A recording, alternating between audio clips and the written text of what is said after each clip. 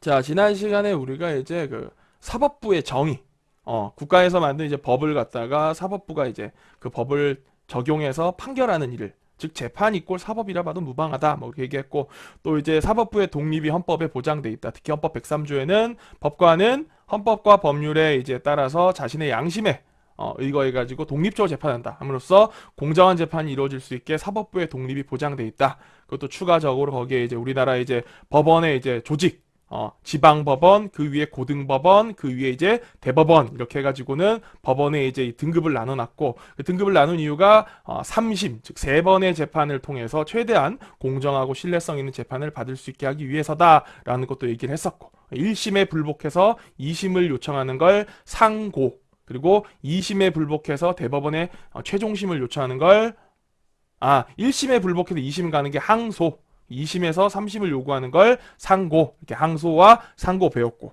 그리고 대법원에서 이제 재판할 때는 1심과 2심은 여러 가지 사실관계를 따지는 사실심을 하지만 3심에 있는 대법원은 시간도 너무 적고 판사도 부족하고 해서 1심과 2심의 관계에서 어떤 법률 관계가 적용이 잘못된 게 없는지만 서류상으로 따져보는 법률심을 하고 있다. 하지만 예외적으로 매우 중요한 사건 같은 경우에는 대법관들이 나와서 대법원 전원 합의체라는 걸 통해 가지고 대법원도 사실심이란 걸 하기도 한다. 뭐 이렇게 얘기했었고.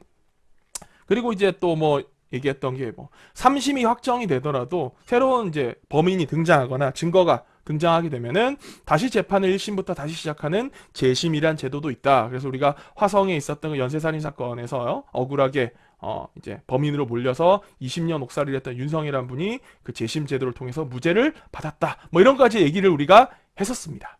자, 그럼 이제 오늘을 이어서 이제 법원은 어떤 일을 하냐. 이게 지금 또 제가 안 고쳤네. 2가 아니고 이게 1이죠. 1. 법원 어떤 일을 할까?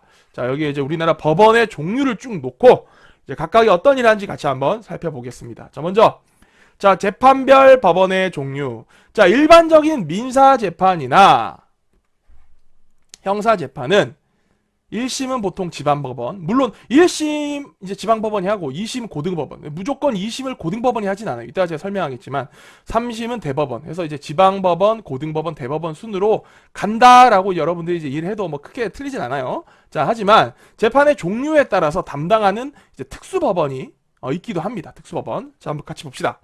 자, 먼저 첫 번째 특허법원. 자, 특허법원은 우리나라에 하나 있어요. 이 특허법원은 뭐 민사사건이나 형사재판 이런 걸 담당하는 게 아니고 지식재산권이 침해당한 특허 관련 사건을 전문적으로 담당하는 법원입니다. 특허법원의 급은 고등법원급이에요. 그래서 특허 관련 재판의 1심을 담당하는데 이게 특허는 사실 시간이 좀 중요하잖아. 그치? 막 남이 이 기술 누가 베꼈냐 안 베꼈냐 이걸 빨리 지금 판단해야 되기 때문에 보통 이제 이 특허 관련 재판은 2심으로 끝납니다. 3심의 예외예요. 그래서 1심을 특허법원이 담당을 하는데 특허법원은 급이 고등법원급이야. 보통 우리가 보통 1심 담당이 이제 지방법원, 2심이 고등법원, 최종심인 3심이 대법원이잖아, 그치? 근데 이 특허법원은 급이 고등법원 급이기 때문에 여기가 1심, 그 다음은 바로 2심인 대법원, 최종을 담당하게 돼서 2심으로 보통 재판이 끝납니다. 그리고 우리나라의 대부분의 이제 이런 그 법원들, 뭐 다 이제, 지방 대도시에도 있지만, 서울에 이제 여러 가지 특수법원들은 많이 몰려 있는데, 특허법원 예외적으로 어디냐면은 대전광역시 있어, 대전에.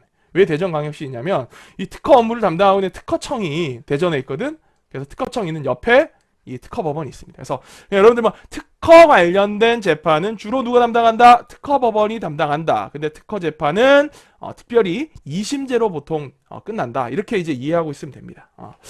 자, 다음 넘어가서 자, 행정법원. 자, 행정재판을 담당해요. 사실 진실은 좀 복잡하지만 그래도 이제 우리가 좀 간략히 중학교 수준에 맞게 이제 맞춰서 배우자 보면 우리 이렇게 이해하면 돼요.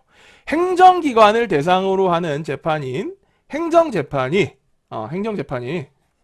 재판 대상 기관이 정부 중앙기관이다. 뭐 교육부다. 뭐 법무부다. 뭐 예를 들어서 뭐 기획재정부다. 뭐 특허청이다. 뭐 관세청이다. 뭐 통계청이다. 이런 이제 정부의 중앙기관인 경우에 그 재판, 행정재판 또는 행정재판을 제기한 당사자가 서울에 살고 있는 사람이면 이 행정법원이 행정재판의 1심을 담당합니다. 행정재판을 담당하는 이 행정법원은 전국에 하나밖에 없거든. 서울에 하나밖에 없어. 그래서 행정법원이 모든 행정재판의 1심을 담당하지 못하고 행정재판을 요구한 사람이 서울 사람이거나 아니면 행정재판에 의해서 이제 그 소송을 당한 정부기관이 어차피 이 행정재판이라는 건 전부 다 이제 국민이 행정기관을 대상으로 이제 소송을 지게 한 게 행정재판이잖아. 그치? 소송당한 행정기관이 중앙의 정부기관, 정부의 중앙기관인 경우에는 행정재판의 1심을 행정법원이 담당하고 그 외에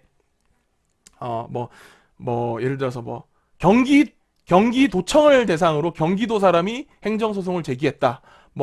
대구광역시청을 대상으로 대구광역시 주민이 소송을 제기했다. 이런 경우에는 1심, 행정재판의 1심을 그냥 그 지역의 지방법원이 담당을 합니다. 자, 그래서 행정법원에서 무조건 행정재판을 다 담당한다 이렇게 생각하면 안 돼요. 1심만 담당하고 어차피 2심부터 가면 다 또 고등법원, 대법원이 또 담당을 하게 돼 있어요.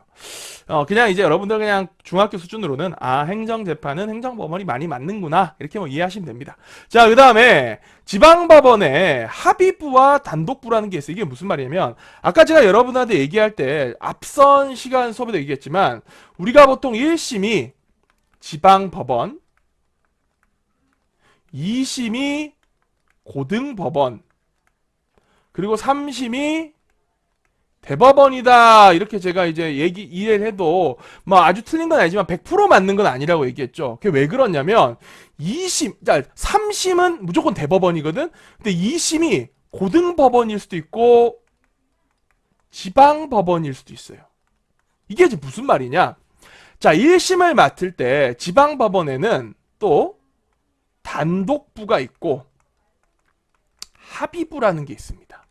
단독부는 재판에 판사가 한 분만 나온 거야. 합의부는 재판에 판사가 3분이 나오는 겁니다. 여기는 판사 1명, 여기는 판사 3명.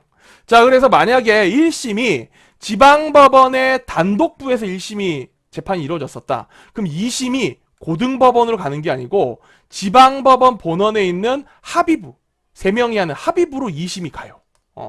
그리고 3심은 무조건 대법원 가는 거지.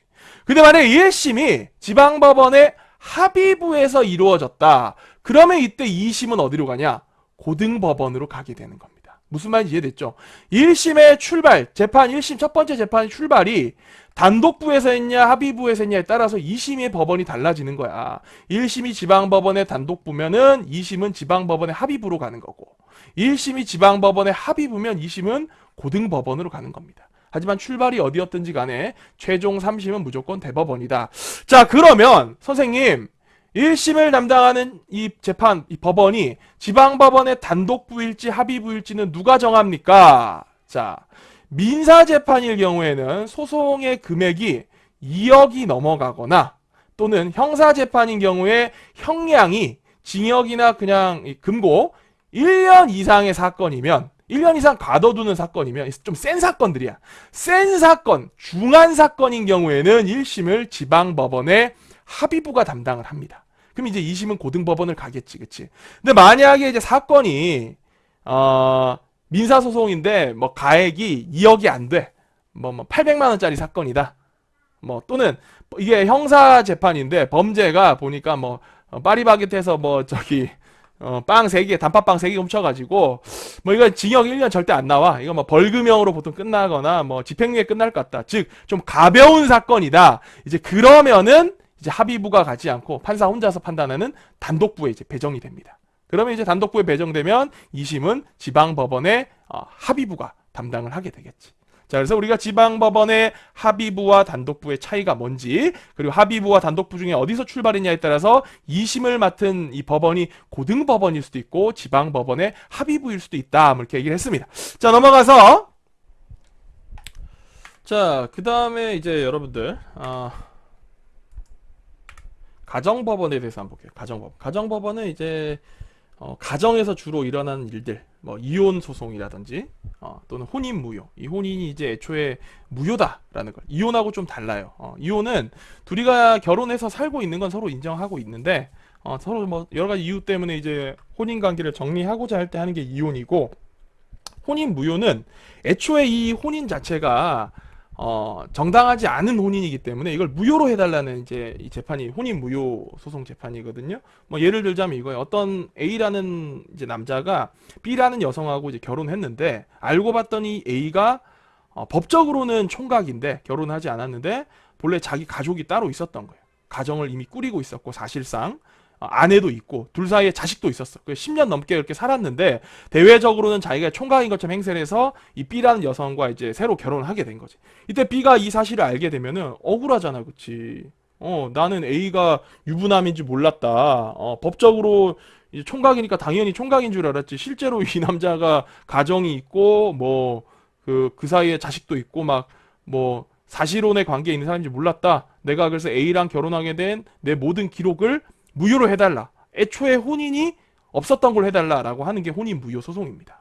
그 다음에 이제 뭐 부모로부터 이제 재산을 상속받는 상속에 관한 재판이라든지 또 이제 부부가 서로 이제 갈라서게 됐을 때 각자의 재산을 어떻게 분할할 것인지 뭐 재산 분할에 대한 재판 또 이혼을 하게 되거나 하면은 이제 남아있는 자녀를 누가 어떻게 양육할 것인가 자녀 양육에 대한 그런 이제 가사 관련 집에 관련된 이 재판들을 갖다 가정법원이 담당하고 있고 거기 이제 추가적으로 또 가정법원이 뭘 담당하고 있냐 촉법소년의 범죄 행위에 대한 소년보호 재판을 또 가정법원이 담당을 하고 있습니다. 예를 들어서 뭐 대표적인 게 그거죠. 여러분들 이제 촉법소년이 뭐냐면은 만으로 10세에서 14세 미만인 경우에 이걸 이제 촉법소년이라 그래가지고 이 아이들은 아직 법적으로 자기 스스로를 완전히 컨트롤할 수 있는 형사 책임 능력이 없다라고 봅니다. 그렇다고 뭔가 범죄를 저질렀을 때 그냥 얘를 집에 가. 이 새끼야 뭐 너 이 사람 죽였어? 어쩔 수 없네. 집에 가. 이렇게 하기에도 또 말이 안 되는 거잖아. 그렇지? 그래서 이 촉법 소년들은 뭔가 국가에서 이제 어떤 처벌을 주긴 줘야 되는데 그 처벌을 또 주면 너무 어리다. 그래서 이 아이들에 대해서 이제 소년 보호 처분이라는 걸 줘요. 여러분 흔히 얘기하는 뭐 그 소년원 간다 할 때 그 소년원 가는 게 소년 보호 처분 중에 8호, 9호, 10호가 소년 보호 처분으로 이제 소년원 가게 되는 거거든. 어쨌든 이런 이제 소년 보호 재판에 대해서 담당하고 있는 게 이제 이 가정법원입니다. 여러분 오해하면 안 되는 게 여러분 지금 15세죠? 중학교 2학년이니까 만으로 하면 생일 지났으면 14세. 생일 안 지났으면 13세. 그럼 이제 14세면 이제 이 14세 미만이 이 촉법소년이니까 여러분들은 생일 지난 사람은 형사 책임 능력이 있다고 봅니다. 그럼 이제 생일 안 지난 사람은 오예 나 형사 책임 능력 없으니까 나 범죄 저질러도 형법의 처벌을 받지 않겠네요? 나이스 개꿀 이래가지고 막 범죄 저지르면 되냐? 아니지 소년 보호 처분은 당연히 이제 받게 되는 거고 거기에 추가적으로 발생한 피해에 대해서는 여러분들의 법적인 보호자 즉 주로 이제 부모님을 대상으로 민사 손해배상 청구가 진행될 수 있습니다. 여러분들 뭐 엄마 아빠한테 뒤지게 맞겠지, 그치? 자 그래서 뭐 여러분들이 뭐 촉법소년이라고 나 막 뭐 나 킬러가 되겠다, 뭐 돈 받고 사람 어떻게 해드립니다, 뭐 그런 거 안 되는 거야. 자 그리고 뭐 2심부터는 당연히 고등법원이 담당을 하게 됩니다. 자 그래서 가정법원은 이렇게 이혼, 혼인무효, 상속, 재산분할, 자녀 양육 등등 가사 관련된 재판이나 아니면 여러분들 같은 이제 소년과 관련된 소년 보호 재판을 담당하는 법원이다. 자, 그 다음에 이제 군사법원이 있어요. 군사법원. 자, 군사법원은 군인에 대한 형사사건을 담당하는 법원인데 군인뿐만 아니라 군대에서 일하는 그 군무원이라고 있어요. 군무원. 공무원 말고 군대에서 군 부대 내에서 공무원과 같은 역할을 하는 사람들이 군무원인데 군인이나 군무원에 대해 이 사람들이 범죄를 저지르게 되면 거기에 대한 형사사건을 담당하는 법원이 군사법원입니다. 근데 재밌는 거는 삼권 분립, 입법, 행정, 사법의 예외입니다. 무슨 말이냐? 우리가 실제 형사 재판하면은 여기 판사가 있고 검사가 있고 변호인이 있죠, 그렇죠? 변호인은 이제 범죄를 저지른 피고인에 대해서 이 사람 뭐 무죄입니다 또는 이 사람 벌 좀 살살 주세요라고 판사한테 호소하는 사람이고 검사는 이 새끼 아주 나쁜 새끼예요, 이 새끼 벌 세게 주세요라고 이제 판사는 요구한 사람이 검사지. 그리고 판사는 변호인과 검사의 모두 입장을 들어보고 종합적으로 판결을 하잖아, 그치? 이때 검사는 이 사람은 법무부 소속입니다. 즉 행정부의 소속이지. 판사는 사법부 소속이지. 그리고 이들이 재판하게 되는 그 기준이 되는 법률은 누가 만든 거야? 입법부에서 만든 거지. 그래서 우리나라 재판 하나에서 형사재판에서도 법률, 기준이 되는 법률은 입법부가 만들었고, 이 새끼 벌 주세요라고 요구하는 거는 행정부에서 검사가 담당하는 거고, 그걸 듣고 법률과 주장에 근거해서 판단하는 거는 판사는 사법부에 있기 때문에 형사재판 하나에도 삼권 분립이 적용이 되고 있습니다. 그런데 이 군사법원만 예외야. 군사법원에서 일하는 이제 군재판은 검사는 국방부 소속이에요. 국방부 소속. 판사도 국방부 소속입니다. 그러니까 판결 내리는 판사와 벌 주라고 요청하는 검사 전부 다 국방부니까 3권 중에 어디 소속이야? 행정 소속이지. 그러니까 검사와 판사가 같은 편이야. 그러다 보니까 판결 결과가 누구한테 불리하게 일어나겠냐? 죄를 저지른 그 군인한테 상당히 불리하게 판결 결과가 나와요. 이게 3권 분립의 예외이기 때문에 여러분들 가급적이면 군인 신분일 때는 죄를 짓지 마세요. 불리한 판결을 받을 수 있습니다. 물론 민간인일 때라도 죄를 지으면 안 되겠죠. 자, 그 다음에 이제 3심 제도의 예외 사항을 이제 배울 겁니다. 자, 대부분의 이제 재판은 다 3심제지만 예외적으로 2심제나 단심제 한 번만 재판하는 경우도 있어요. 우리가 이제 2심제 대표적인 사례는 지난 시간에 특허 재판 하나 배웠었죠. 그렇죠? 그래서 이제 2심제는 산업상 긴급을 요하는 특허 재판에 1심이 특허법원, 2심이 대법원 결정돼 버리고, 그리고 또 선거 같은 경우에도 선거 재판도 2심이나 단심으로 진행이 돼.